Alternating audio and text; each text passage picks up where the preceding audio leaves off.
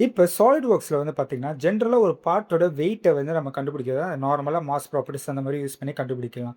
இப்போ அதை ஷீட்டில் வந்து நம்ம ரெப்ரசென்ட் பண்ணணும். ஒரு பார்ட்டுக்கான வெயிட் என்ன, மற்ற டிஃப்ரெண்ட் டைப்ஸ் ஆஃப் ப்ராப்பர்ட்டிஸ் என்ன, அதை வந்து காமிக்கிறதுக்கு ஃபஸ்ட்டு அந்த எக்ஸாக்ட் சாலிட் பாடியை வந்து நான் ஷீட்டில் வந்து ப்ளேஸ் பண்ணிக்கிறேன். ஒன்ஸ் ப்ளேஸ் பண்ணியாச்சா, இப்போ அனோட்டேஷன்ஸில் இருக்க நோட்டை வந்து பிக் பண்ணிக்கிறேன். பிக் பண்ணிட்டு அந்த பர்டிகுலர் பாயிண்ட்லேருந்து இனிஷியலாக டிஃபால்ட்டாக ஒரு நேம், ரேண்டமாக ஒரு நேம் வந்து நம்ம பிக் பண்ணிக்கலாம். ஜஸ்ட்டு வெயிட் நம்மளுக்கு வந்து கண்டுபிடிக்கணும். இப்போ பிக் பண்ணிட்ட பிறகு நெக்ஸ்ட் இந்த பர்டிகுலர் வெயிட் இந்த ஐக்கானை சூஸ் பண்ணியாச்சா, நெக்ஸ்ட் ப்ராப்பர்ட்டி மேனேஜரை வந்து நான் செலக்ட் பண்ணிக்கிறேன்.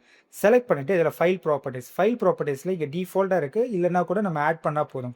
ஆட் பண்ணிவிட்டு வெயிட் என்ன டெக்ஸ்ட்டில் வந்து பார்த்திங்கன்னா எனக்கு இந்த பர்டிகுலர் பாடியோட மாஸ், அதாவது சன்கியரோட மாஸ் வந்து தெரியணும். அதை எவாலுவேட் பண்ண வேல்யூ பார்த்தீங்கன்னா 27.68 கிராம்ஸ்.